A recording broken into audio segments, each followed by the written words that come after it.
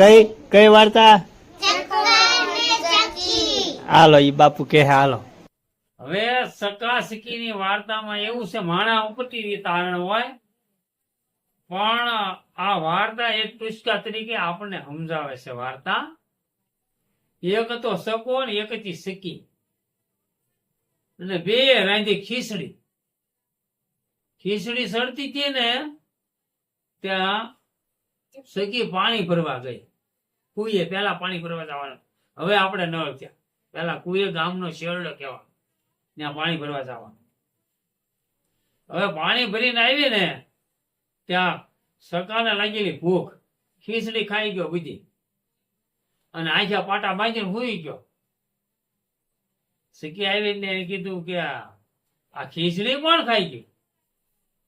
સકાએ કીધું એ તો રાજાનો કૂતરો ખાઈ ગયો. હોય નહીં કે હા, એટલે હું હુઈ ગયો કે આંખા પાટો બાંધે. રાજાનો કૂતરો આપણે કઈ કહેવાય નહીં, કાંઈ વાંધો નહીં કે હું જાઉં રાજા પાસે. ગામમાં રાજા હતા ને ત્યાં તમારો કૂતરો કે અમારી ખીચડી ખાઈ ગયો, તમને એ ફરિયાદી કરવા હું આવીશ. કે અમારો કૂતરો હોનાની હાંકડે બાંધેલો છે, કૂતરો ન ખાય તમારી ખીચડી, તો એનો ન્યાય કઈક કરો. તમે એક કામ કરો, કુવા માથે કે હિસ્કો બાંધો. હાલો કુવા માથે હિસ્કો બાંધ્યો. એ કે જ્યાંનો પાપ હશે ને કુવામાં પડશે. હાલો એ કે ખોટું કોણ બોલે ખબર પડી જાય. આમાં જે ખોટું હશે ત્રણ માંથી એ આ કુવામાં પડશે. જે હોય સાચું બોલી દો. એટલે રાજા કૂતરો ખાઈ ગયો સકો.